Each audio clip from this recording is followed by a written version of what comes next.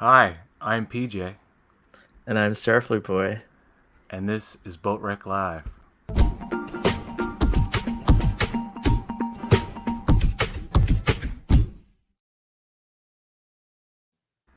Yes, Happy I'm. Thanksgiving. Oh yeah, I forgot. I completely forgot. I don't. I don't. My mother's cooking some stuff today. I don't know.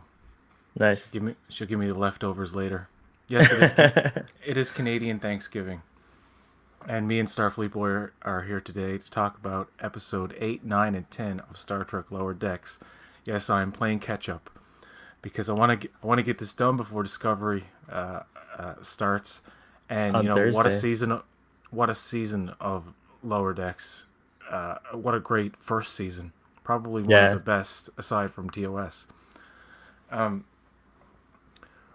On this channel before we've discussed every episode up until 7, and we're going to start with episode 8, Veritas. And Veritas. You!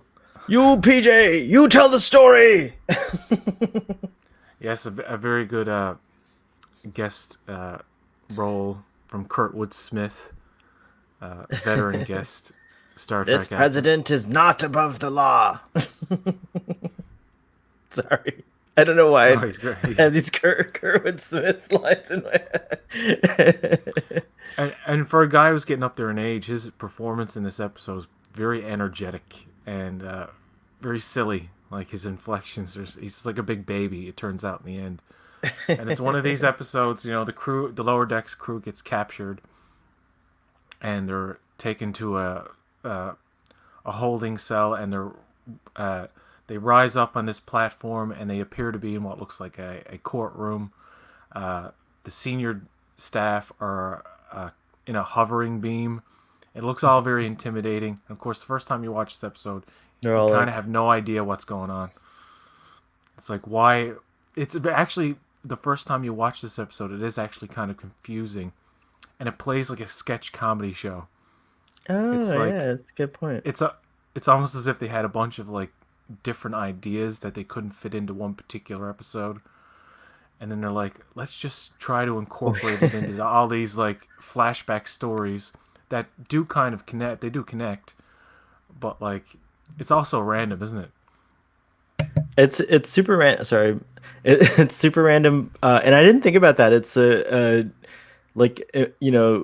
I feel like with a show like this, they probably had a ton of gags that they were like had to put under just cut out, right? And so they're just Mm, like, yeah, how's a good way? What's a good way we can save some of these? And I think that's fantastic. It's like almost like a clip show because all these events they happened during the season but off camera, so it's almost like a clip show of things that didn't happen like I was on thinking that. camera. Yeah, Right, like it's that's cool.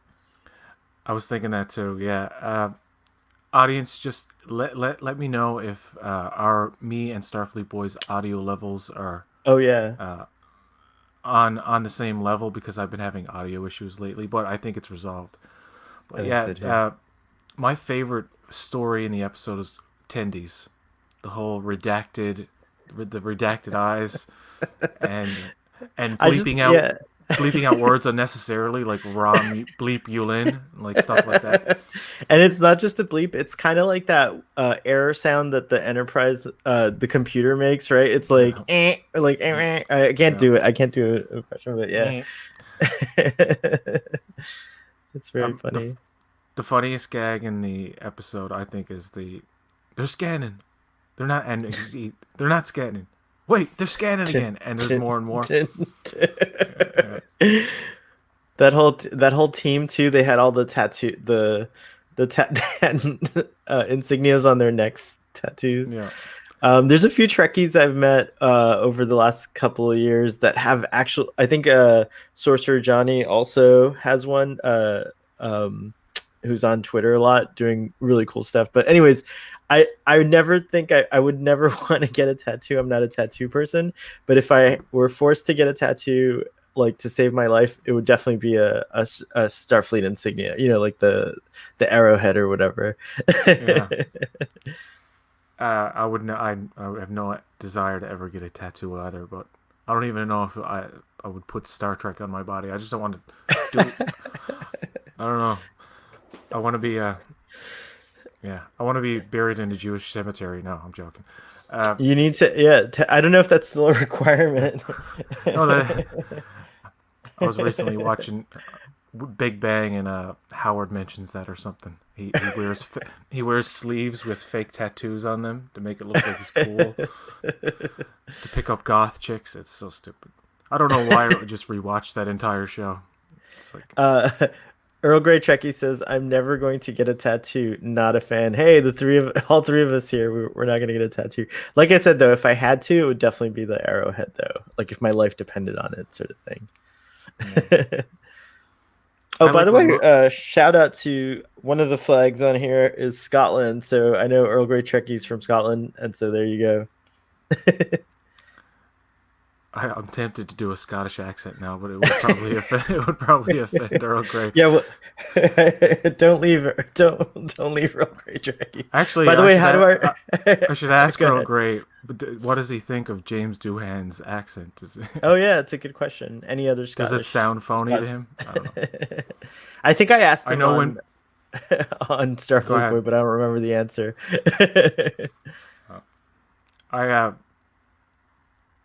It's funny when you're from a place and somebody tries to do an accent, your accent.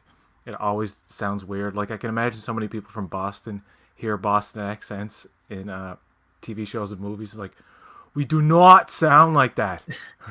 It's like Russell Crowe tried to do a Newfoundland accent in a TV show here one time, and as great an actor as he is, he fucking sucked. He just sounded like somebody from Ontario. Terrible. It was weird. It's like, you don't sound like a Newfoundlander. I find that actors from abroad can do American accents really well, especially like just what I have, the standard American accent. But the same doesn't go like when an American actor is doing a British accent, I always hear it, even though I'm not British. I can always, or like even French or whatever. I just hear, I'm like, oh, that doesn't sound right. It's funny. Idris Elba. If anybody was introduced to him in The Wire as Stringer Bell, they hear him in interviews and they're like, "Oh my god, that dude's British," because he's so good in that role. Like you wouldn't know he's from the UK, right? But yeah, getting back to well, just before we go back, you confirm that James Doohan does a pretty decent accent, according to Earl Grey Trekkie. It's better than most. I don't want to go out as Shax did. Go ahead with your accent. Also, James Doohan's accent is better than most, but you can kind of tell he's putting it on. I should have read that comment in a Scottish accent. Yeah, missed opportunity. PJ, come on, get it together, you cunt. Different show. That's yeah. A lot of people who try to do Irish or Scottish accents tend to mix them up or like go in between. It's like British when people do British accents, sometimes go into like Australian mode.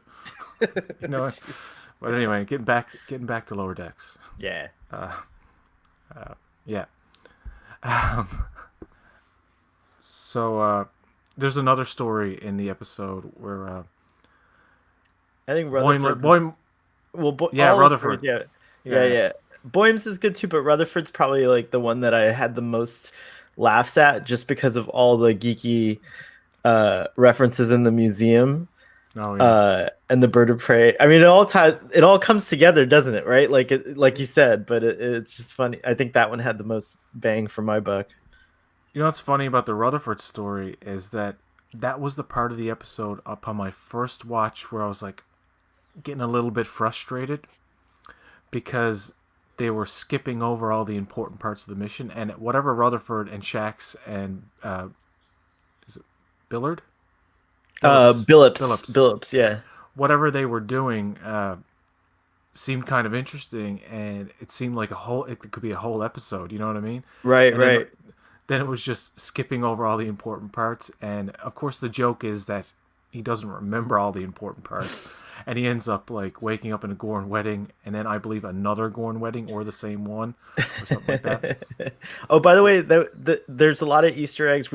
I guess we don't really do that too much on your show, but like there's one that I haven't heard that Fathery pointed out shout out to Fathery, which is the one with Vol, the lizard mouth cave that the Gorn seem to be getting married in front of, which is really Oh yeah. funny. Hey, thanks. Thank Gary's here, and thank you. Thank you. I love this shirt. It's getting old and tattered. I've had it for like since I was I've had it for a very long time, and I'm gonna miss it when it's gone. But it's the flag of Saint George, Saint what is it? Saint George, Saint Patrick, and Saint Andrew, or something like that. I forget what the flags are. Maybe you guys in the UK can educate me to which of these are. But that all three of these, I guess, make up the Union flag. So.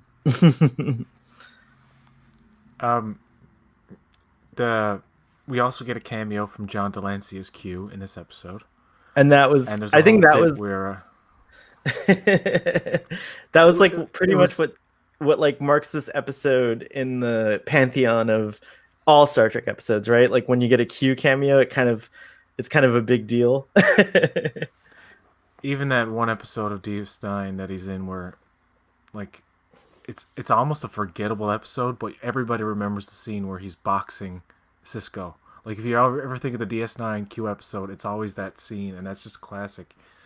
This, I have to admit, is not as memorable. Like it's there. Like there's one little part where he puts them to the test, and there's a weird bouncing ball testing them, and it's just all really like out there and whatnot. And it's one of the stories that Boimler tells, and it's just great to see John Delancey. But Yeah.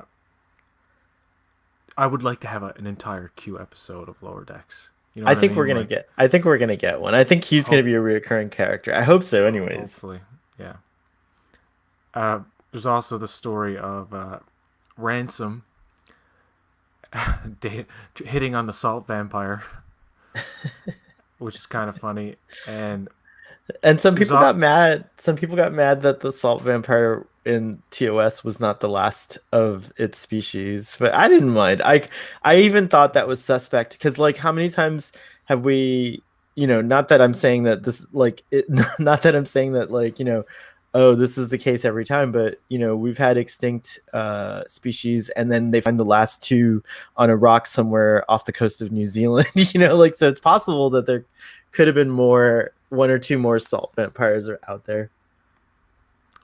Oh yeah, also Lower Deck spoilers, Trekker Prize. Oh, Trekker Prize is all caught up, I happen to know. So that's why he can be here, which is cool. We won't give spoilers for anything else. I think my overall favorite episode is 9, Crisis Point. Crisis Point. 10, No Small Parts, is really close. Could kind of work as, we're gonna get to it, but could they work as like almost like a part 1 and 2, right? Like they just lead right into each other almost. Do they? No, I guess they don't. But I feel like they could work really closely together. There is a connection to, is it episode 7? Much Ado About Boimler. Mm-hmm. With the guest captain. Oh yeah, Dayton, Captain Dayton. Captain Dayton. Yeah, from the Rubidoux. So I like how they carried over her character, and when we meet her in the, okay, we'll get to that. So we're gonna wrap up this episode now because there's more interesting stuff to talk about. Yeah. Wow, that's 13 minutes for this episode. But it was a decent episode, and I just want to mention the. What was I going to mention? There's a part where something happens. Shit. Oh yeah, Dr. Tiana. Tiana. Am I saying that right? Tiana. Yeah, Dr. Tiana. She goes into the wrong ship, and they're all like so weird good. versions of the other crew. It's like that's kind of Trekker Prize. If you're still there, I need you to commission a weird version of all of us. Like, what would we all look like on another California class vessel? So just shout out if you can imagine. You don't have to draw it, but if you can imagine what each of us would be like our alternate universe selves. And anyway, the episode basically is all about this alien trying to get the Lower Decks crew to praise their superiors, and he's getting frustrated that they don't exactly know exactly what is going on all the time, and he can't believe it. And it turns out that it's actually a party, and it's like a What do you the think? guy the guy in the background, the alien in the balcony in the background, who earlier in Who the we thought was the episode, judge? and and there's one point where he grunts or he's like mm like that or something, and it seems intimidating. But when you think back on it, he's just like probably waiting for the time to be up. He's He's already like, yeah, like you got a coming couple of minutes left, and then my daughter is having her 100th birthday. So yeah, in. it's funny. It is funny. I want to ask you, what do you think? A lot of people kind of, not a lot of people, I don't know. Some people, including myself, could see this episode as having been an alternate pilot. Like it just so wonderfully encapsulates like what Lower Decks was about, without being like the greatest episode of the season, of course, but it still has like a lot of like great. It presents every single person, and like you get a little glimpse of everyone, and you get the team ups in it, and there's a lot of action, and there's a ton of references and stuff like that. And it just kind of like, I felt like it could easily have been the pilot as well. It probably could have been a good second episode, but the whole thing with Boimler at the end, like confessing that, we don't always know what's going on. That could have been brought up earlier, because the first episode does deal with the fact that the focus is on the lower decks people, and they're not privy to like all the important information. But I like the Right. placement of the episode. I mean, it's fine that it's episode 8. It could have been episode 7 or 6. Like, this was the one that you could have put anywhere after the pilot. I don't think it would have been a good pilot, because you had to introduce Tendi and Rutherford, and those introductions in the pilot I thought were pretty good. Actually, you're right. That makes sense. Yeah. Um, yeah, let's move on to the next one. The next one is Crisis Point, a very special holodeck episode in which Boimler creates a program of simulated crew members to prepare for an interview. So he's going to interact with the captain and others to find out what she does and does not like, and what he should and should not say around her.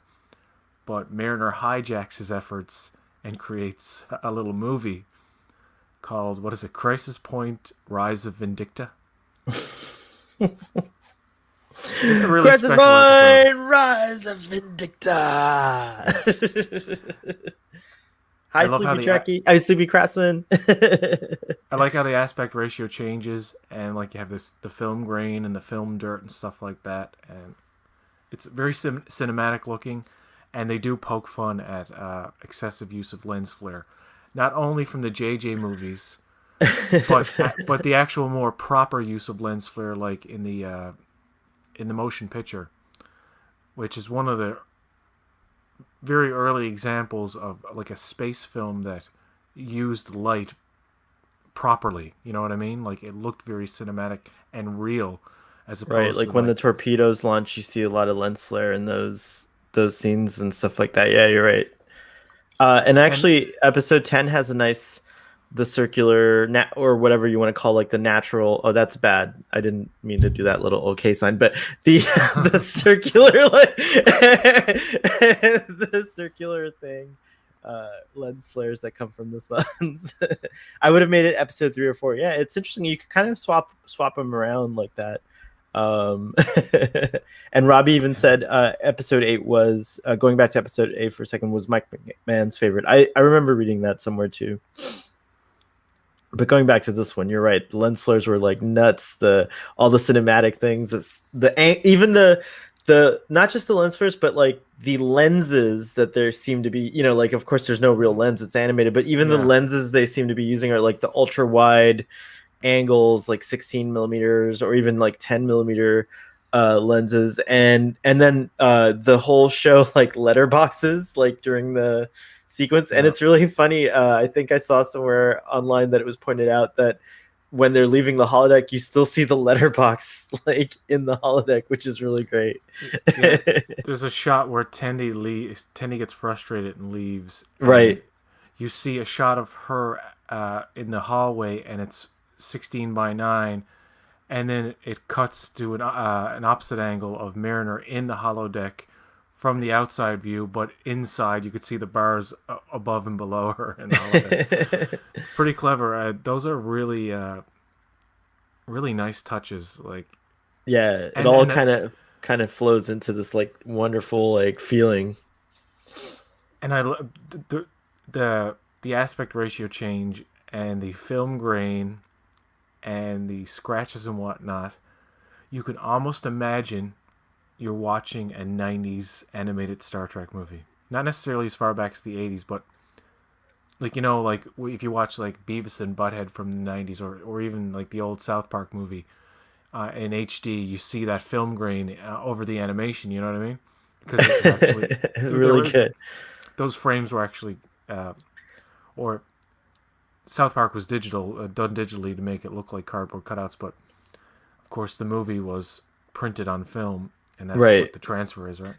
I like But how yeah, it looks someone even great. pointed out there's even references to like the movie Fight Club, like when the little, what do we call it, cigar burn or whatever comes out. I really like hi the Sleepy Trekkie. So that's the Sleepy Craftsman, but they switch accounts to the Sleepy Trekkie. But I like I like what Gary Trekker Prize. What is this? An annoyingly overdosed hamster. That's interesting. What would you dose a hamster with with Gary? I'm curious. Uh, there's a part in this episode where she first appears as Vindicta, and she's like, "I'll bathe in your blood," and like, I'm thinking back in this show, there's multiple references to wearing people's skin, bathing in blood, stuff like that. Like, It's like the eye fetish in Star Trek Picard, right? Like there's a lot of like things like weird things that sneak in there. well, the eye fetish in modern science fiction now, anyway. Even in Oh yeah, well yeah, Raised even in by Raised by Wolves Wolves, takes it to the ultimate level. Actually, that's true. it's not necessarily so much eye violence. It's just like a lot of eye gouging, and then inserting the eye That's and then crazy. gouging it out again. But they don't show it too graphically too much, I suppose. But yeah, I have to lots say, of can I just say a quick thing about violence in general? Like, I have to admit, this is good. I've been having these admissions on everyone's stream. So PJ, you get a scoop also. In rewatching Star Trek Picard on Blu-ray this recent time, like when I first watched it and I was in the moment, the violence works because it's effective. Like it repulses you and it gets you in that thing. Watching it again, I actually did think some points were gratuitous. Like I was like, oh, we could have done with it. Like works the first time, but on the rewatches, you're just no. like, I don't want to see this again. So it's interesting. Just just just saying, less violence, guys, in general. Earl Grace is my least favorite. Is probably Terminal Provocations, but it has some good stuff. I'm just not a big fan. Actually, Terminal Provocations is my third favorite episode of the season. I love oh God, I forget his name. What's the dude's name? The idiot from that episode, dummy. Oh, Fletcher. Fletcher, yes, Yeah, I was trying really voiced by hard to Tim. remember. I remember the actor's name who voices him. I just forgot. That was the Choo Tim Choo Robinson. episode too, which I really like. The Choo Choo. I don't Choo get what the Choo. choo choo. I don't get what the choo choo stuff is. You know that. You I know think that. it's just like a train, like being on a train, right? Come on, ride that train, ride it, choo choo, right? Like I But don't when know. they do the flashback of the party and they don't show what's going on, but they show the people reacting to it, it almost seems oddly sexual. It's like they're watching something weird. Or it's like No, no. It what's felt like a going on? rave. It felt like more like a rave or a dance party for sure to But me. it's like when you get that third chew, like you explode. Oh, what do you mean? What are you talking about? Choo choo choo. Earl Grey Trekkie says I hate the eye fetish. Uh, yeah. So, what were the highlights of this Crisis Point episode for you? What was? I think it's. What was I mean, I think for to Robbie's point earlier, like it is like the darling episode, right? Like it's the one that has, and for me, all the references to the previous Star Trek films, especially Star Trek: The Wrath of Khan, all of that stuff was just like really delightful. And I think just like the way again, I love the way that the show uses the holodeck, and I thought this was the best and most original use of now I know what it feels like to be on I never realized what it felt like to be highlighted, and now I'm going to do it less to my victims. Thanks, PJ, for doing that. But yeah, I feel I like want to this. see if you would react. It took a second. No, but to me, the use of the holodeck itself was the thing that stood out. Like it was probably one of the most original uses of the holodeck, and something that I hadn't thought of before. So I really thought that was the standout. I've thought of this concept in Trek for a while, like even back when I was a little kid, because they used to do the holo novel thing. I'm like, Right. okay, so whatever books existed, you can just program into the holodeck and live them or be a part of them somehow. And then I was like, I can't wait till they do this with like a movie or something. You know what I mean? Like, Yeah, totally. It's but interesting. they never did that. They didn't So, until now, and that's what's so cool about it. and although this episode isn't like exactly what I wanted from a holo, like my specific idea was that they go into an actual movie, much like in Ready Player One when they go into The Shining, and they like actually recreate certain things from that. And that was I Nice assume they reference. yeah I assume they probably would never do that in Trek, because I think the closest they got to ever referencing like actual real movies was in Enterprise, and they would only reference like old ass movies. I think. And I guess like the short treks with Calypso does it. And again, it's old ass movies. Yeah. So yeah, you're right. And I think the reason for that is it's something that is a little too close to our time. Could have some crossover with the actors who are involved in current things. Like if you, although it would have been interesting if you had some like a Bing Crosby movie in Star Trek and be like, that's Denise Crosby's grandfather, Right. and they could have It made would a have reference been to that it in would have been Enterprise. I sweet don't to know. somehow have Denise Crosby involved in it, like her character somehow. That would have been a neat moment. But again, you're right. It could, but also it gets like more modern movies. Like if you put Jaws in there, like I feel like things like Jaws could be like there's some movies that are starting to get like classic enough now in our time that like you can get away with putting it in there. I feel like. I don't know if this is a false memory, but I think in Enterprise, and it could be totally wrong, they referenced The Exorcist at one point. Oh, interesting. Okay. I could be wrong about that. If anyone in Uh, the audience has the Enterprise knowledge, let us know. uh, the final episode of Enterprise, These Are the Voyages, if that's the episode's name, right? Yeah. Right. Yeah, that one is also kind of like this, where like a character's he's basically in an episode of Enterprise. He's going around as a character in an episode of Enterprise, and it's kind of fourth wall breaking, and it's probably one of the reasons why it rubbed people the wrong way. It's like, was all of Enterprise a holodeck simulation that Riker and Troy were just visiting all the time, and we just didn't see them? And actually, that But ties into episode 10 really nicely. there you go. But Mariner uses this whole thing for therapy, and well, I don't know if she intends to at first, but it turns out that this was her therapy, and like this did actually help her because she fights herself, and she realizes that I don't know, she actually likes being there. Yeah, and I think it's like also interesting how in this episode and then later in episode 10, it's kind of tied in. She has an actual crisis occur where her mom's in danger again, but this time it's in real life, and it's cool to see Beckett respond the way she does. I thought it was great that like she was so tender. Well, I mean it's natural too, right? Like when you have a dangerous situation, but it was the opposite of her vindicta self, which was really nice.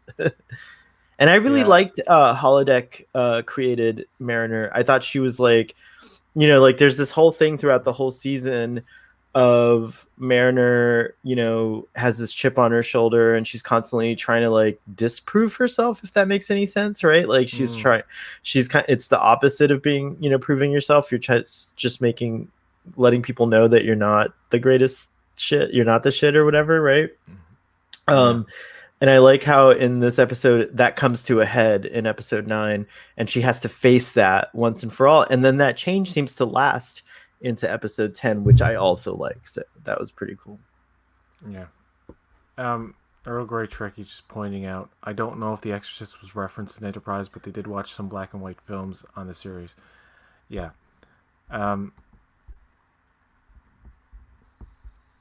Did I bring this up before? Highlights has to be visuals and references. No, I didn't see that before. Um, Oh, finally, you know what I feel like when I highlight people. Oh, that's what I think he's talking about when you put me full screen. oh, okay, yeah. Yes, yes, fine. Gary, I won't do it to you too much, I promise.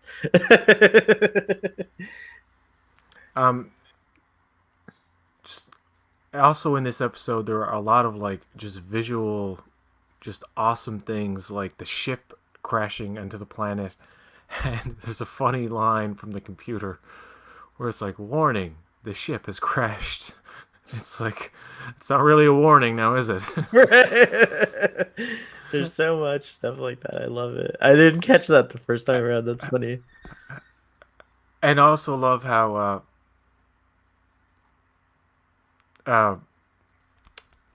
what's his name? Jax? No, not Jax. Oh, Ransom. Oh, Shax. No, Are you no, the Bajoran? No. Jess. Oh, Jet. Yeah, Jet's great. Jet's such a great character. Because earlier in the episode, Boimler's asking Ransom, if I should I bake the captain cookies, and he's like, she's allergic to, and then he's gone, right? Oh no, but that was Jack Ransom who goes, yeah, but then Jet comes out. Yeah, that's right. But that's the thing. He's like, what? The answer is chocolate. And that's the one kind of cookie he bakes for her. and then Jet. I don't think this is a truly accurate representation of what the actual crew would do, but Jet like kills him, throws him off a thing.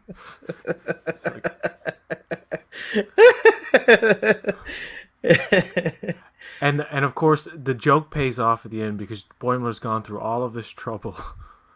And then he finds out at the end that Mariner is Freeman's daughter, which fucks him up in the interview. So when he's in the interview, he's just like, he totally messes up, trips over the chair, runs out, and she's like, didn't even bother to prepare. It's like, that's a joke. That's a great joke that took a whole episode to build up and then really pays off at the end. It's so true. That's a great gag. It's true. But elaborating on what you said earlier, this kind of does bleed over into the next episode in that sense because the big reveal, right? The fact that by the way, I was totally on the wrong theory train, the wrong choo-choo train. I thought everyone knew, but I guess I didn't really pay attention. It didn't seem clear in the earlier episodes, and it seemed more apparent as time went on. Like, I mean, they could have made it a no big deal gag, but actually the way it all worked out, I love way better than what I had theorized. So I think it actually turned out way cooler because like the way that well, we're gonna get into episode 10, but just the way they treat Mariner, I thought was very cool and interesting, and like it kind of reminds you and makes you realize why the whole thing was a secret in the first place, because that does happen. Yeah. And it's good that they saved it. Like they didn't, because I was like, when are they gonna reveal it? Is it gonna be this season or next? Is it gonna be like some secret that just keeps going on and on? And this show surprised me in the next episode. It really did. Like I didn't expect we're getting into episode 10 now. You got anything else to say about episode 9? By the way, again, it's a really, I feel like it's such a quality episode. Like they really knocked it out of the park with that one. I'm hard pressed to find anything really to critique about that episode. Yeah, it's great. It really is, and it's wonderful that the last episode of a first season of Trek is like the best one. Right. I don't think everybody would agree on that. Maybe some people like episode 9 more, but I think the general consensus is that fuck, man, what an ending to a season. Well, yeah, and like just even forgetting specific episodes, just the whole climax to the season, like the finale, the last, two episodes, and just like again, those two are so strong, and it's a solid way to whichever you like more. I just think you're right. It's a solid Yeah, way to end. There was a perfect solid way to end the season. It was phenomenal. The payoffs were great. yeah, and yeah, it opens on was it Beta 3?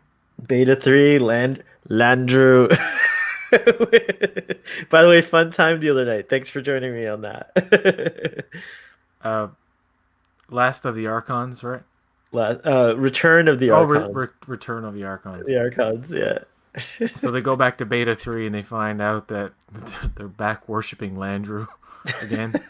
And they're like, I it's, bought this it's new scythe for like, I love Red Hour. It's like, yeah, I know. And to be totally honest, even though it's a good callback to TOS and everything, it is literally the least interesting part of the entire episode because there's it's so true. everything that happens after it is just like gets better and better. But also just the craft, like the gags are just like so delicious because do not Yeah, obey. Because like the whole thing was like if you watch the episode Last of the Archons, which we realized when we were rewatching it, it's like Landrew reserves creativity for himself. Like the computer is creative, but everyone else doesn't have creativity. And what's Mariner giving out to the kids is crayons and like things to draw with and things to like enhance their creativity. So it's really cool when you think about how like it's funny that they're giving out crayons, but it's funny because of that, which is yeah. genius.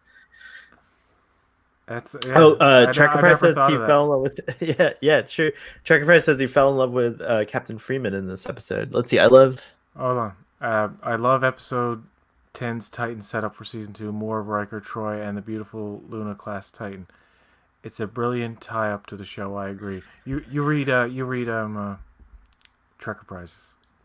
that was the moment when I fell in love with Captain Freeman.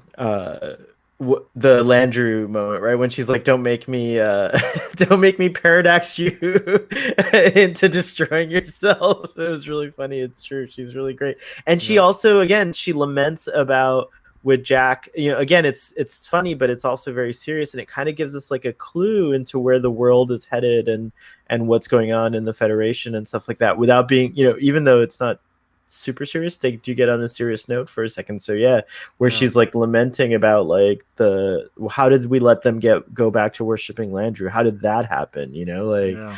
it's a pretty interesting concept there. And it's a bit strange that there's no upkeep. Like they also face the problem of the Packlids reverting to like a violent society and Well, not how, just how, reverting, how but like becoming like a crazy technological monster race, like monster species, I should say. I have dubbed the new Packlids the Dumbborg. The dumb poor. By the way, one of the best gags was they're beaming in very slowly, and it's like why? Like, It's like they're slow up here, so they're gonna beam in slowly. Yeah, it's like slowly. okay, yeah. Uh, when they're down, when Mariner and Boimler are down on Beta 3, they're overheard talking about the fact that Mariner is Freeman's daughter, and that's the big reveal. Everybody finds out then, so everybody starts treating Mariner very differently, which she hates. She hates it. Who wouldn't? I worked with my father when I was a teenager, and it was I forgot because he was a foreman, like he was a higher position, and so I was like a lower decker, and but it was totally like that. People were treating me extra nice. Someone bought me lunch every day, like, and I knew, and I felt bad. I was like, oh no, come on, I'm just forget that my dad's your boss. Like it's not. Mm, But yeah, I never did that again. It's hard to work with your parents. It's not easy. yeah, I've worked with both my parents at different points in life, and it's been fun. It's been Okay, fun. good, I work. good. Yeah. Fa- Uh, Starfleet is not a family business, though, PJ. It's don't mess with the Packlids. The time of joking about them is long gone. And that's the thing. that They was well, we funny thought, too. Yeah. yeah, they thought they were a joke, but they're not a joke anymore. They're still dumb. Uh, the whole gag about they think every ship is the Enterprise.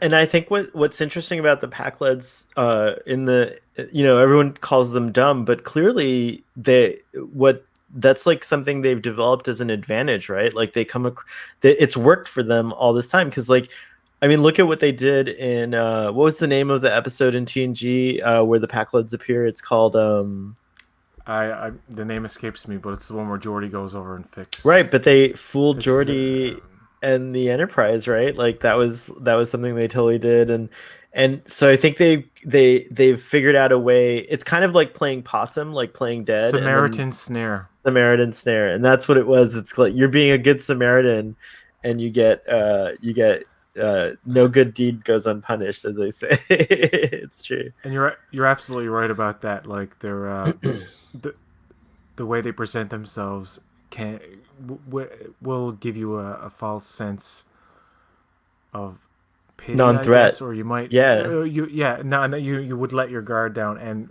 you go back and watch the episode. I remember like Jordy's reactions to them are just like, okay, like, and then they trick him, and he's like, oh fuck, you guys aren't as dumb as you look. Look, it's true. It's so true. And the Pakleds seem very satisfied by that. Remember, they get really mean and like really dangerous all of a sudden. Mm. And I feel like that's another thing that like I love that this whole time they've been like getting stronger. We are strong, like they've been getting stronger, and and again, it ties in beautifully to the beginning of the episode of like the Federation's great at like first contact and like presenting and being a good show, and like be a part of the Federation, but like what happens to these, like like they let Landru, they didn't keep tabs of Beta 3, and Landru came back, and they didn't keep tabs on the Pakleds, and they came back like that as well. Well, it calls into question how much can Starfleet do. Like, we don't know exactly how big they are and how resourceful they are, and how much upkeep they do after they make first contact, and like what exactly is the relationship after the first meeting, and how is it an entire generation before you check up on certain I think, yeah, and I think I don't know. Fathery's a lot more vocal about this, but I think this is like a direct critique on the United States in particular. Like, the United States goes around being like the hero of the world, so to speak, but then, oh yeah, we came and saved the day, but then what about afterwards, right? Like, and so who knows? So it's a good warning, I think, for any nation, but I think in particular the United States was being put on blast here in this kind of a critique. Yeah, these guys both answered Samaritan Snare. The only Nice. thing is, on this particular thing, your comments come like a minute late. But that's okay, thanks. Just remembered how much we joke about them while doing the episode review on Starfleet. Oh, I gotta go back and watch the Samaritan Snare episode of Starfleet Boy. Thanks. It was probably fun. I can imagine us having lots of fun. I might go back and watch that too. Yeah, you've done every single episode of TNG now, haven't you? Yep, It's I'm crazy. very You're I'm like very the only happy. YouTuber who's done that, I think. Am I? Maybe. No, I don't. You have Go to be ahead. the only person who's done every single episode of TNG as a discussion with someone else. I think I might be. I think that's safe to say. Yeah, I agree. Nice. Yeah, that's a pretty cool milestone. Thanks for pointing that out. I didn't even think about it. There's a joke where Billups is he's sucking up the Mariner, and he's trying to give her like what is it, hand pies or something. We call them empanadas in Miami, by the way. But yeah, it's Okay. true. And then Boimler's like, ooh, yeah. And he's like key lime, which is also a nice reference to Florida because you get key lime from Florida only, if I'm not mistaken. So that was cool. Uh, he's what does he say? I'm forgetting what Billups said. No, Mariner's like, yeah, he didn't even know my name yesterday. Yeah, he He called me. calls her He Jen. called me. And who around here is named Jen? And they call in the at the end of the episode, she's telling Jen to shut up. So Jen's like her new roommate now, right? So we don't see. Right, right. That's right. So so I wonder if we'll see Jen in the next season. I wonder if we Yeah. will. We probably have seen her in the background. I bet you've seen her in the background already. The show does crazy, cool stuff like that. It's just a really, again, really clever show. Can we talk about just to get this out of the way because this might have been it's a cute little thing, but it's probably a weaker part of the episode, at least the way it turned out. But there is a nice joke about it at the end, and that is the exocomp, Peanut Hamper, Peanut Hamper. who By the way, do we there, know who does the voice of Peanut Hamper? It sounded a lot like Noelle Wells when I was watching it again just now, but I don't know, like if it's it's. yeah, she does sound similar to Noelle Wells. I never did look up who it was. Oh, okay. Um, but yeah, she's like a bubbly. She's got a bubbly personality, and there's a funny part where she's clearly high on dilithium because she says a line. She's like, "Yeah, that dilithium was pretty strong," and she can't pick things up, which she's perfectly capable of doing. But she's high as fuck. And the first time I watched it, I didn't quite understand why she was incompetent, and then all of a sudden competent in the medical bay or the sick bay. And I was like, "Oh yeah, she was high because I missed the line, you know, where she's like, yeah, that Yeah, I dilithium is caught pretty that. strong." I caught that, and I thought it was pretty funny, just because like I equated it more to drunkenness, but yeah, definitely. Like I feel like some Yeah, kind of highs don't get you uncoordinated. Like not to do a yeah, public service, drunkenness. Yeah, makes like more not to sense. do a public service announcement, but sometimes when you take like a certain kind of strain of marijuana, like you actually become more creative or more focused. So I felt it Mm. was more like it was definitely getting stoned though, or getting drunk. Like that's definitely how I thought of it. Now that you say that, it does feel more like a drunk. She was drunk. Right. Yeah, Is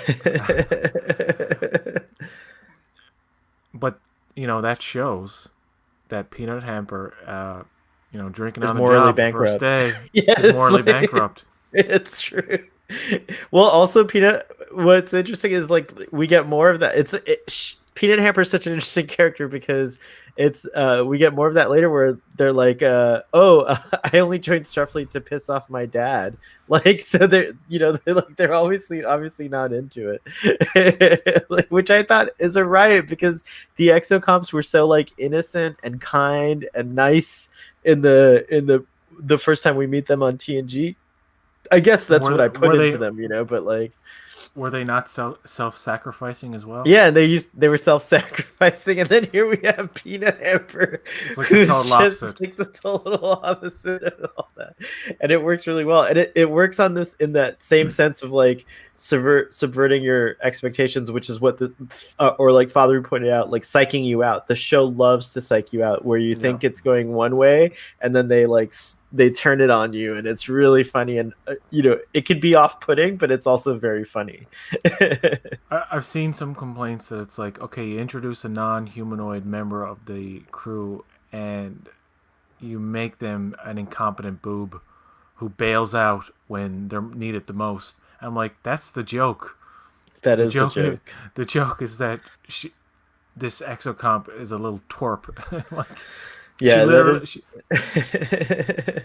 she runs away and she actually says to them like, enjoy having your guts sucked out. Like that's Right. Or something she's like, yeah, evil. she's evil. She's terrible, and she's floating out in space.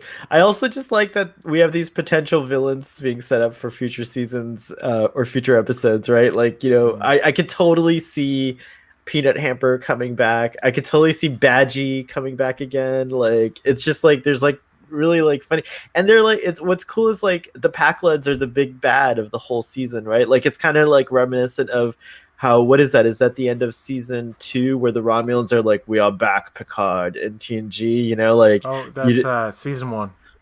Oh, The season neutral one, the the neutral neutral zone. zone. Yeah, duh, I don't know why I said season two, but it just reminded me of that too, of this whole thing of like you don't see the Packleads the whole season, and they just come out at the end, right? You know, it's like, Yeah. and they're this like force to be reckoned with. So yeah, I loved all that.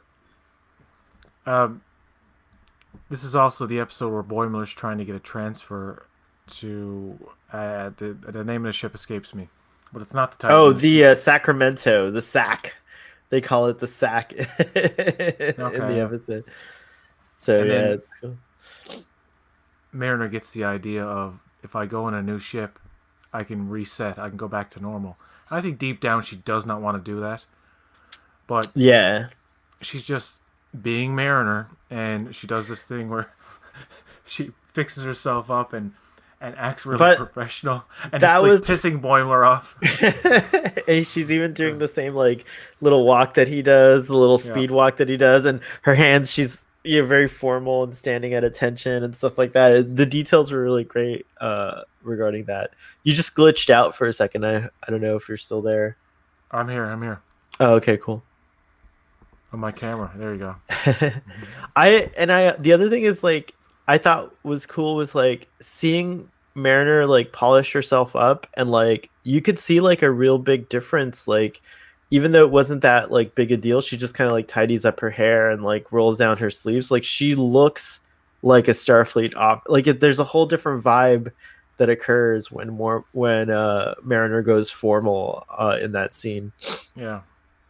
There's a funny scene where they're going to ransom. He's got his shirt off. He's lifting the weights, I and love that thing.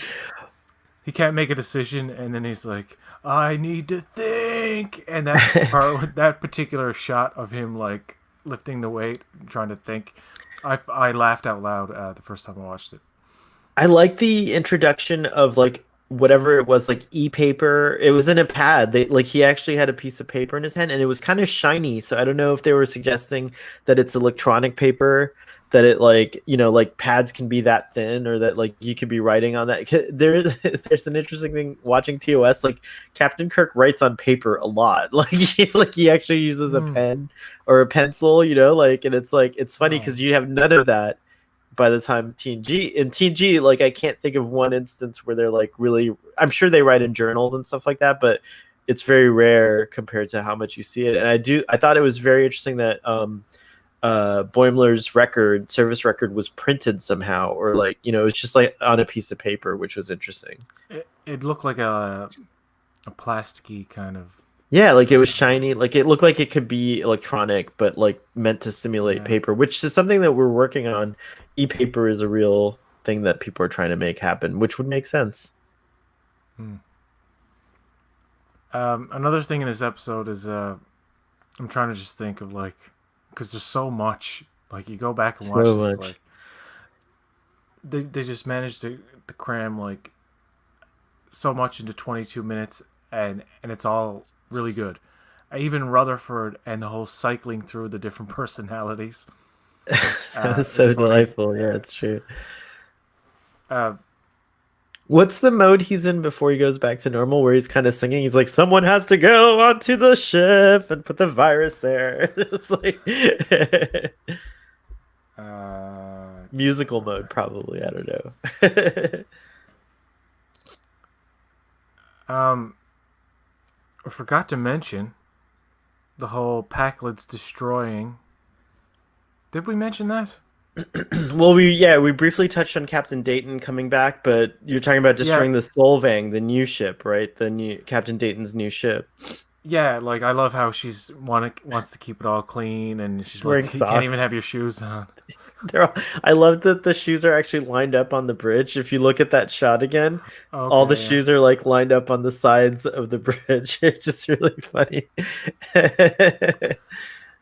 But that scene where I don't know if she's incompetent, but why did she go to warp if she knew that it was? Did she know like the nacelle I think they was? were, so the Solvang was complete. This is another thing that I want to say about this episode is that like this whole time we have this like lighthearted, really hilarious kind of like feel, and then all of a sudden it gets real AF. Like it got in that scene, like I found myself forgetting that I was watching a cartoon, and I was like totally like into the whole thing, and like I think my jaw dropped when the Solvang exploded, but yeah, so Captain Dayton, she orders them to go to warp, but it from my I've watched it like 3 or 4 times now. From what I can tell is that, like, it was just too late at that point. She didn't realize they were because the Packlet ship used both the tractor beam and those grappling hooks, and I think it was just like the bad timing because the grappling hook had just grabbed it right before they went to warp, and her instinct was to get the heck out of there, right? Go to warp. But Yeah. I do love that, like, it does, the show doesn't go into specifics, but like you imagine that when the Cerritos arrives, they do a preliminary scan and they can kind of see what happened and everything like that. And but even still, like, Captain Freeman makes a different decision because she's like, I bet that's what Captain Dayton did, and look what happened to them. So she shuts down the engines, which is genius. Like, Yeah. I loved all the whole thing, and that's such a Starfleet thing to do, and such like a captainy thing to, like, that's just something Yeah. that, like, you see over and over, like using data, using, like, instincts. Like, it was just so well done, and like, again, the danger felt so good, like the evasive maneuver scene when the Cerritos, like, kind of turns and goes down, like, out of Great the shot. way. Great Yeah. shot, like, so many great shots. Like, I mean, I'm just like, I'm getting goosebumps just thinking about that scene again because it's just so good. I like the dramatic effect of warping into like a shipwreck yard. I don't know how to say it. How would you describe? Yeah, A like shipwreck. A a shipwreck. shipwreck, just a shipwreck. Yeah. You're like, well, how would you describe No, no, it? no, but like when you say shipwreck, you just think water. Right. But that would be a boat wreck. Debris. Oh, I uh, mean, I do think that, like, like, I think that I would like a captain. I think they do it in Enterprise, actually. Doesn't he refer to him as Skipper sometimes? They call Archer Skipper, right? Or is that my imagination? I But can't I like that remember. there's more boat references. I think we need more like naval references in Star Trek. It wouldn't be too bad, like this whole boat. Yeah, they are. They are just float. They are just boats in space, aren't they? Debris Debris field. field. Debris field. We both saw. Thank you, Stress 3K. It I was takes. like, "What's the Hey, word? what's What's the term?" the? But my point was warping into a debris field is good for dramatic effect, but I would think they would know that they were going, they would stop short if they could detect ahead and see, like, oh, there's a bunch of debris coming up. Let's stop, like, Like before we ahead, hit, yeah. before we hit anything. Uh, Trekker Prize says, I don't really understand how a captain can be so stupid, warping while attached to something. I mean, Watch hasn't DS9 she watched Babel. DS9 Babel?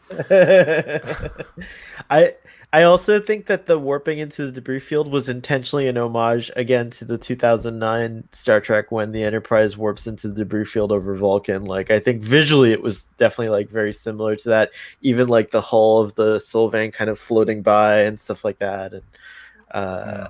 it was interesting, like, callback, I think, to that. She wanted to keep the ship clean, and then it ends up being destroyed. I love That's that. true. I love that. Yeah, that's ironic and hilarious too. It's true. I get that. I don't find it particularly. I was sad for her. I was like, oh, I this was poor, too. like, kind of dumb captain.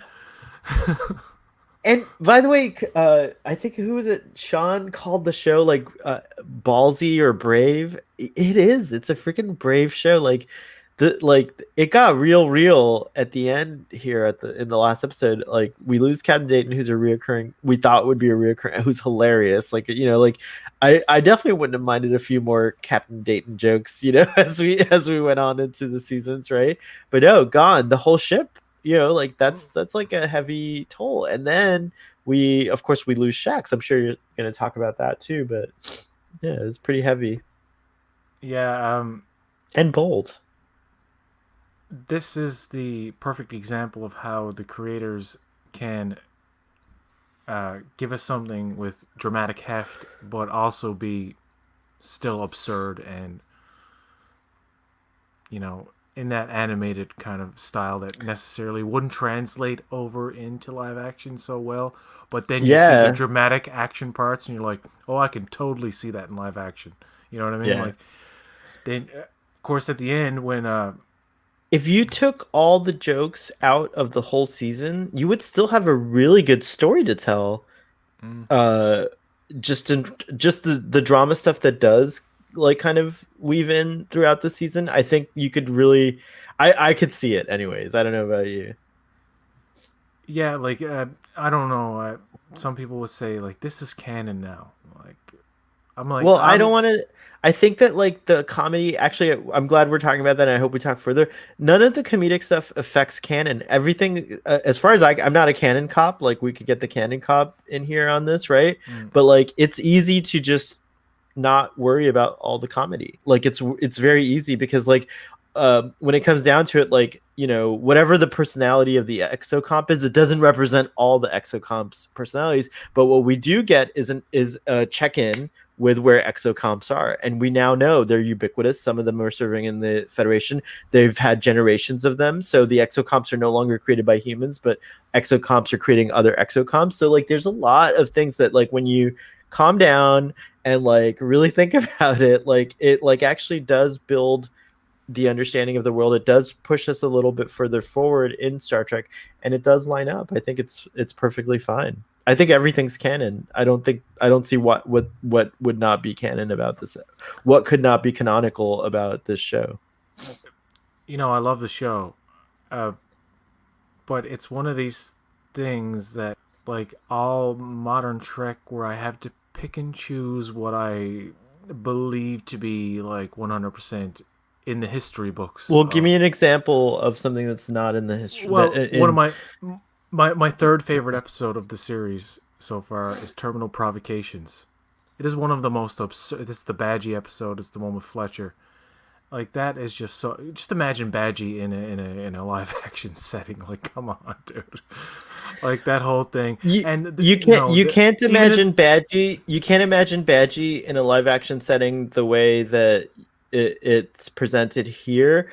But I will reference when the La Serena arrived at Free Cloud, and you had those silly. You can have silly holograms that's a because horrible example though, because I that's one of the oh, worst but parts of it Picard. got you mad a little because it's true because it's like a they were cartoony. You had to bonk one of the heads off, right? So you could see Yeah. like someone programming a Badgie like character, and it wouldn't be as exaggerated, of course, as Badgie, but also the scenario itself of like programming it the wrong way so that it becomes psychotic has happened before too. So I don't know.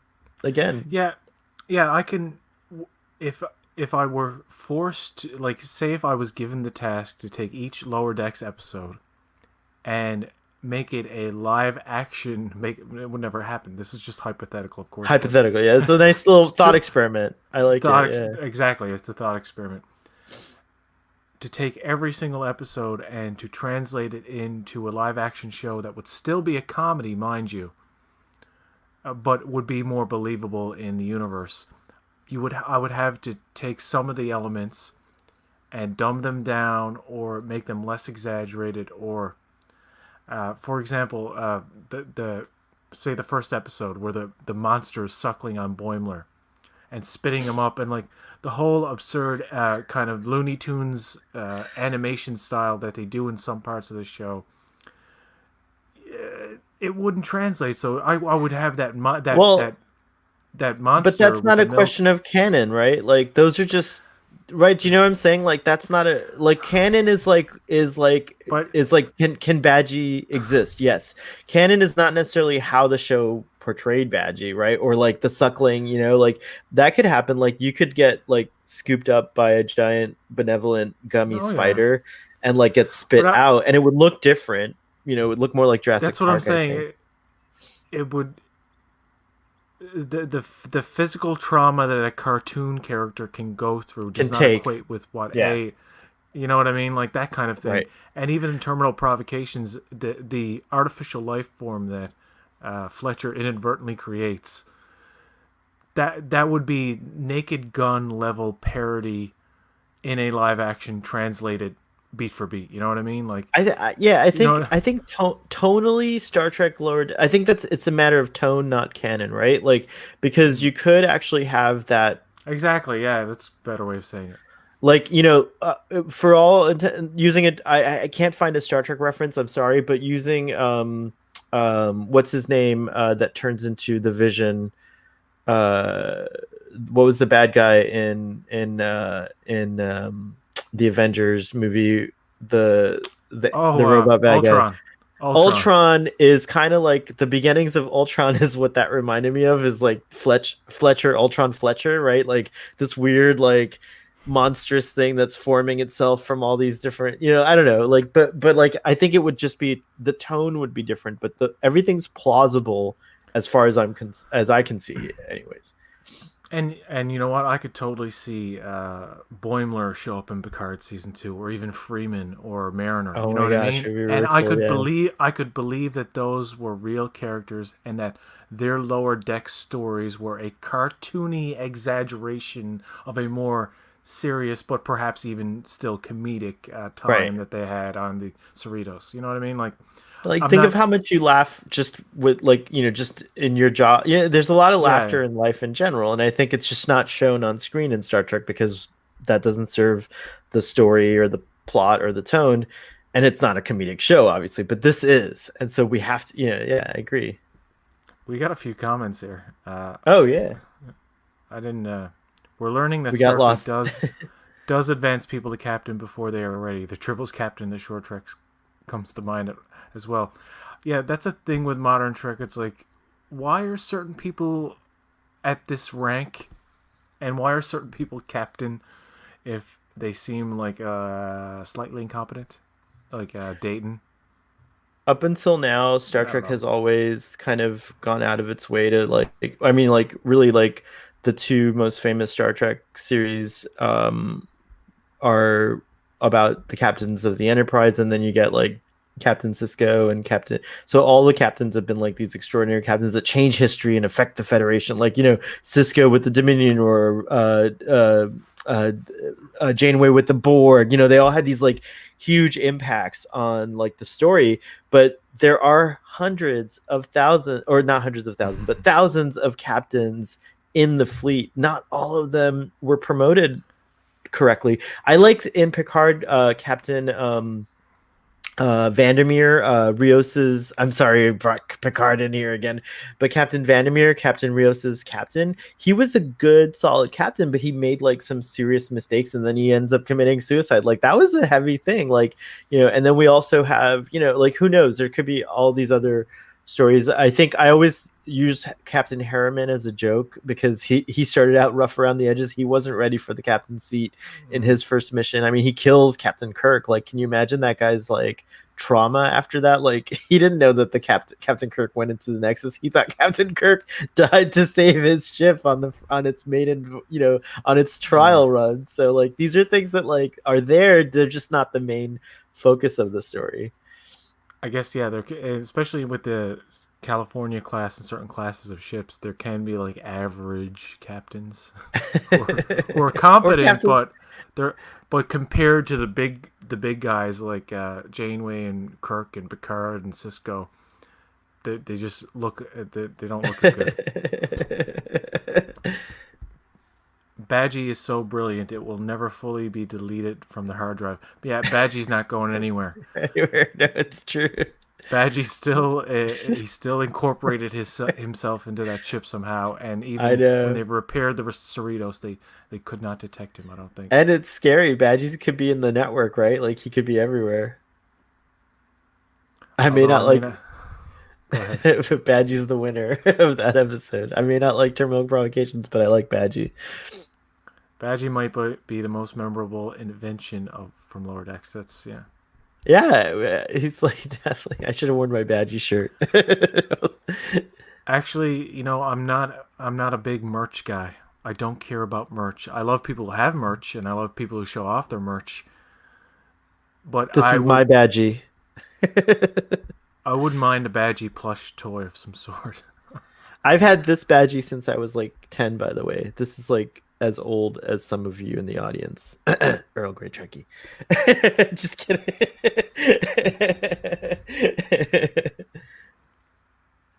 So Badgie is used at the end of this episode. Badgie saves the day pretty much, but in the process he tries to kill Rutherford, but ends up killing Shax.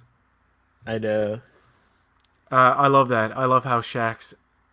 Well, of course they asked the exocomp to go, and she's like, "No, enjoy dying," and she beams away. Where she beams to, I don't know. Like, what the fuck? She has no contingency plan whatsoever. Apparently, she beams into outer space And because just like floats she around. floats around. What did she expect to happen? Like, I don't anyway. know. I don't. Uh, It's a great Peanut. little gag at the very end where she's like, "Help, help, help." Oh, maybe Badgie gets into Peanut Hamper. That would be scary. Oh my god, they have babies. They have psychotic babies. Half hologram, half physical robot. Sentient robot. Um, yeah, I love the whole thing where Shax takes Rutherford and he's going in and he's like, "This is the best day of my life," and he's just loving it.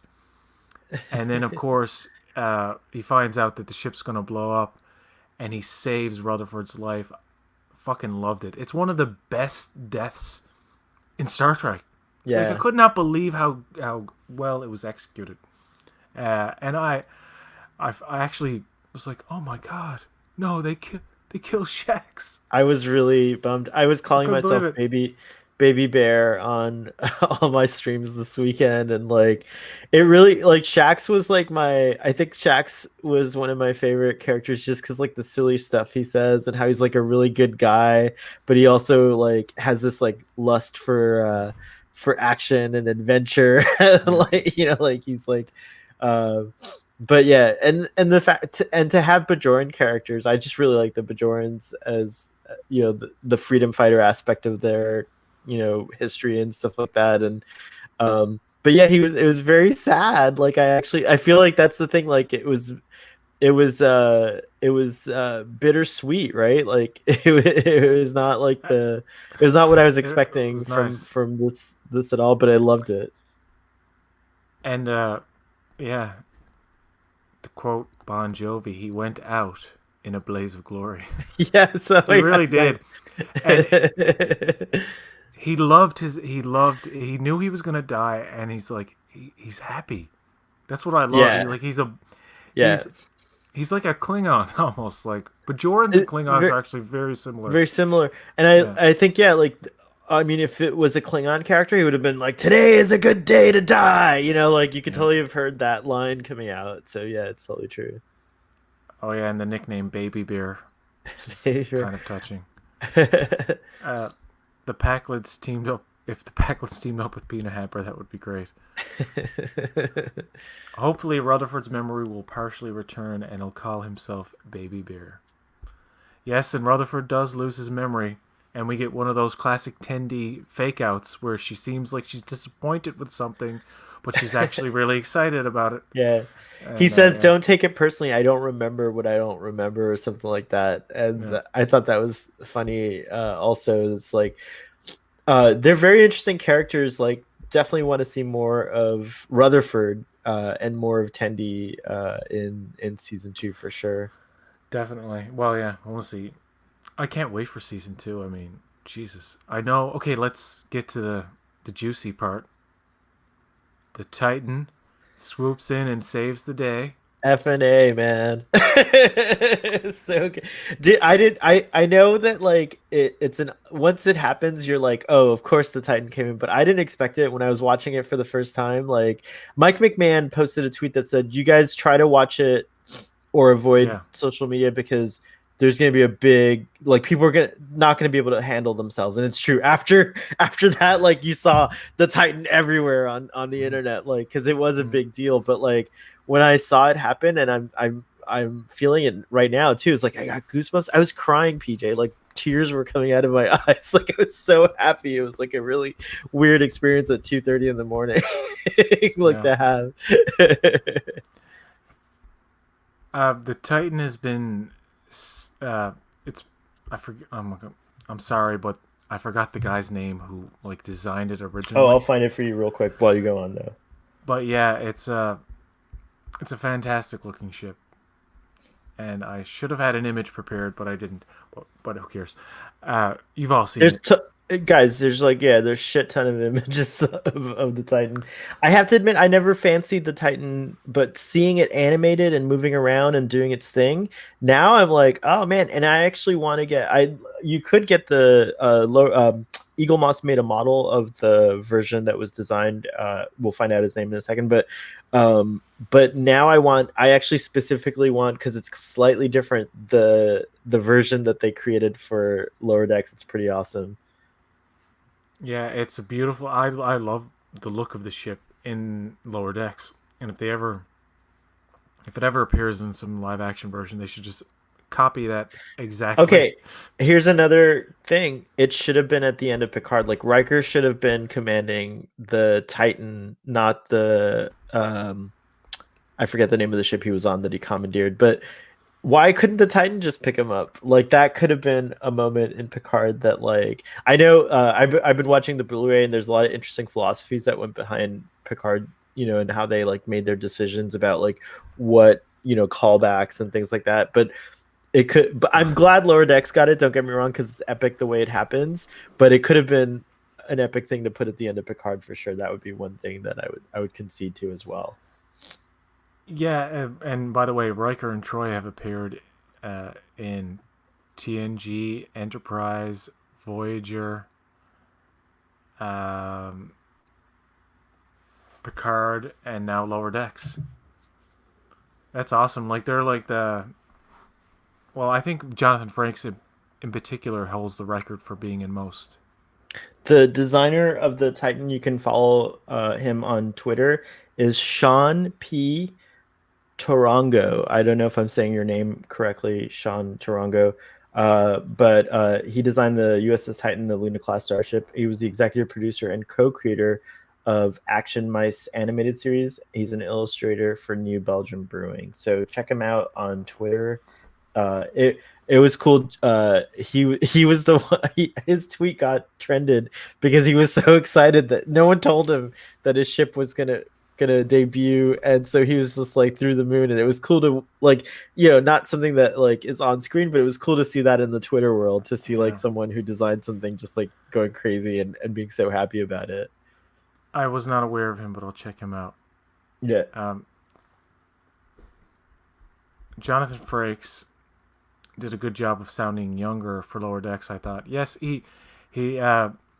Some people complained about like how even John Delancey and uh, Jonathan Frakes, they kind of when they're doing animation, it's more quicker, it's more quick pace, it's more upbeat, and of course Riker has the sound 20 years younger, and he does a great job at doing that. I think.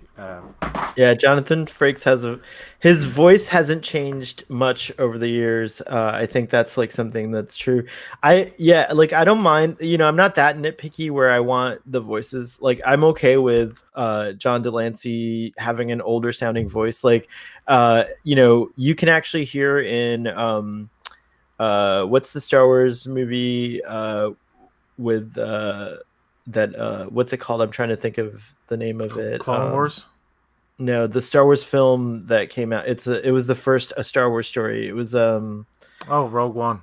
thank you. In Rogue One, James Earl Jones reprises his role as Darth Vader, and you do hear Darth Vader sound older. It doesn't He Yeah, goes from like sounding older to like sounding younger in A New Hope, but I didn't care. I think certain yeah. people when they deserve to reprise their role, right? Like I'm sure there's plenty of people who could do an impression of John Delancey in a younger voice, and that would be screen accurate or whatever, but I don't care. I feel like they could sound like their old selves and it'd be fine with me. Lower Decks got a fantastic Riker Titan feel that I would love to see just their own show. Riker was super fun to watch, and I'm sure his series would be awesome. Well,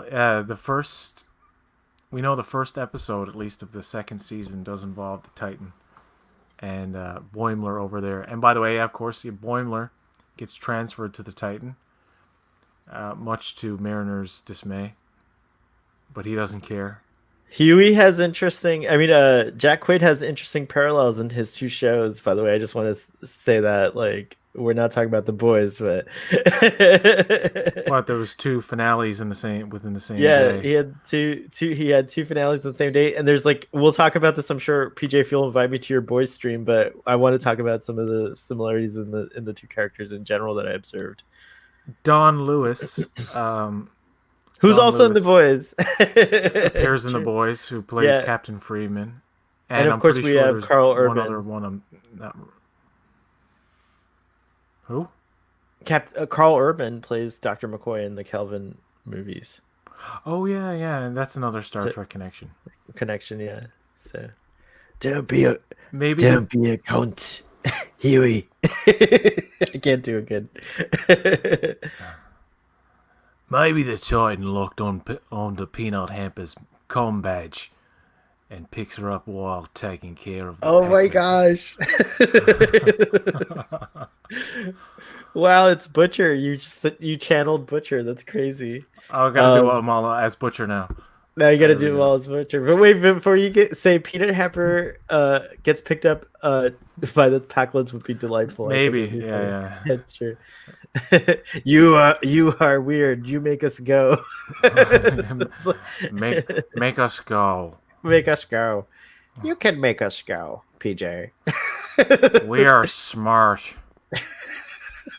You're so good with impressions, man. Uh, more agreed. More in season two Agreed, of the Tracker Titan. Prize. More in season 2. Wait, you're Yeah. supposed to do Butcher. Yeah, I like Butcher better. Oh, I think we'll definitely see more of Riker in the Titan in season 2, so Boimler can learn to appreciate his friends from the Cerritos. Holy shit. Holy shit, talking about shit. If Carl Urban doesn't want to do the animated or do dubbing work, you Oh, can totally do it. Wrong one. So yeah, this is a good question. I also kind of I think it's gonna happen though. My prediction is that it will happen. Something's gonna happen where he Yeah. has to come back to the Cerritos. But yeah, it is. I kind of have that same sentiment that Robbie just posted. You know what's gonna happen? People are gonna be like the same thing that happened with Pike in season 2 of Discovery. Like, where's our animated Riker show? It's and true. and you know what? That's a possibility now. I'm here Like, for it. It's They've true. opened that can of worms, buddy. Like people are gonna be wondering where that Riker Titan animated sitcom is gonna be, and will it take a more serious approach, or will it be as goofy as Lower Decks? Well, yeah. Well, I mean, Boimler I definitely gotta. can't stay on the Titan. I'm fresh off of Star Trek Picard rewatch on Blu-ray, and one of the things that I was thinking of when I saw Nepenthe again is that like there's real great opportunities to talk about childhood illness and things like that with Thad Riker, and him being born on a ship. And so if there is an animated series, it's going to take place on the Titan. You could have like them experience through animation, them experience the birth of their son Thad and the death of Thad too, which happens before Nepenthe. And that could be like the kind. I mean, it's sad, but it's also a cool story. It is a pretty cool story. And then of course we have Kestra, who's a darling, child too. But like the Rikers have a great opportunity to be a show that like deals with something a little more serious. I don't know. Star Trek: The Rikers or Star Trek Titan. Well, did you see the it's from like one of the DVDs or a TNG movie special features of Marina Sirtis and Jonathan Frakes basically pitching a sitcom of the Rikers and their family and stuff like that. Yeah. It's really funny. You should check it out. Their life was going just great until their son died, and it's like I don't know if an animated sitcom. But PJ, just like how this show gets serious at times but maintains its comedy, I think that like this recipe works really well. Like I think that they know how to handle the two things. They've figured out how to like present both dramatic things with very absurd comedy, right? And I think it really works. And a lot of it has to do with just like being bought into this world. And I think that's the other thing is like having these great accurate animated sets, the ships, the world building, it like grounds you, and the comedy works and the serious stuff works within it. I don't know. Uh, yeah, even if they didn't get around to like making an actual Rikers animated sitcom, you could still do short trek or short treks about them, or you could have them be like regular guests on Lower Decks. Like And Boimler will be animation on there for. doesn't have to Yeah, go ahead. be an animation doesn't have to be a comedy. Like they could do a whole different style Mm. of both the anime. It could be more like the what was that Netflix series that's really crazy cool that just Castlevania. well no some robots and is it robots and Oh, monster Love, Death, and Robots or something like that. love death and robots like in that framework Something like that. in that style of CGI animation. Can you imagine like a Star Trek animated show done seriously with that kind of like CGI animation? Like I think there is potential to explore more Star Trek in animation and do it in different styles and different levels of seriousness. Like it does not all have to be a comedy, right? Yeah, I agree. And we're gonna get a CGI animated version of Janeway coming up soon in Yeah, Prodigy. So yeah, I'm very interested to cool. see how that will look. Hopefully, we get Endgame style gray hair Janeway. Okay, we got about 5 minutes left before I gotta go, but we got Oh, some okay. comments here. This is good chat. We've spent most of the time on episode 10, which is appropriate because it's the best one. Right. I think the awesomeness of the okay. Want me to do Carl Urban or no? Yeah, I do actually. Sorry. Sorry, audience, if you don't like it. I think the awesomeness of the Riker appearance that we got to see them interacting with each other, expanding that TNG bubble, which I loved. But Tracker Finds is right. I prefer Jack Quaid's Boimler because now Huey seems so restrained and low key. There, yeah, we're Huey's nothing but a little cunt. I actually enjoyed season one of The Boys more. Yeah, season two is a slight drop in quality. It's still fucking awesome, but season one was like it was hard to top, and maybe season three will be like super good. I yeah. think there's only so much of the evil soups we can take. Plus, the racist soup is just icky. Yeah, We'll have to have. It looks like we'll have to have. You have a demand for boys conversation, so we'll have to go and do the boys. Or I have yet to yeah, talk about the end of Raised by Wolves and the end of uh, The Boys. So, boys. Yeah, so awesome. um, yeah. So, any final thoughts on this episode and any hopes for season two? I just want to say that like I'm pleasantly surprised by Lower Decks. I didn't have like the highest expectations like I did for Star Trek Picard going into this show. I just was coming for the laughs, and I got way more than that. Like the show already like won me over as like a lighthearted thing in these like difficult times. Just to have a laugh and the subject matter be Star Trek like was great. Like there's no, we've had little bits of this, like you have Leonard, the famous Simpsons cameos by Star Trek alumni, and like you have it on South Park. Basically just about every other parody type comedy show out there that's animated has had a Star Trek reference, and then it turned into a whole premise and concept of its own. So I was already on board for that, but when I got all this other stuff that's deep and like thought provoking and like very much tuned into Star Trek and giving me like ideas to think about and conversations to have, like that was the cherry on top that I didn't expect but that I love. I'm so excited about Lower Decks. I love this team. I hope they do a great job, and I think they will on season two. And I'm just so I haven't been this excited about a Star Trek show in a long time, in quite in this Yeah, way, and I'm very excited you know, I didn't expect this to be the best. I for expected it to season. be good and like enjoyable, but for first season, it like really delivered and exceeded expectations. And yes, it is an animated sitcom that is funny and goofy, and it's I still don't have like that modern live action Trek show that I really want to love. Discovery I like, and Picard not so much. But now we got Lower Decks, and it seems like they're getting it. Like Kurtzman is beginning to learn that you hire people who have like a genuine, like full on nerd hard on for Star Trek, I'm not And hard. that's that's another thing I forgot to mention. There's a funny bit where I'm only he's like, hard when you're. I'm yeah, it's like, I'm only hard on you when you make you me want hard. me I'm hard. not hard Yeah. though, and then he covers his crotch. That was funny. Yeah. So yeah. Um, But you were saying Kurtzman yeah. hiring someone who has like a true like passion, not just the love, but a passion for the material. Yeah. And with this season, I like the show more than the tell. You know what I mean? Like, it's okay that they talk about Kirk and Spock and this and that and Khan and like just all these all these audio references where you don't actually see what they're talking about, but you would have to know Trek to understand these references. With the Salt Vampire, for example, is a callback, but it's a visual callback. So it's like, even if you were new to it, at least you know what they're talking about because they're showing it, right? And it's like the Titans swooping in and having Riker and Troy there. It's like, that's the show that you should give me. Don't tell, like early in the episode, they mentioned the Titan.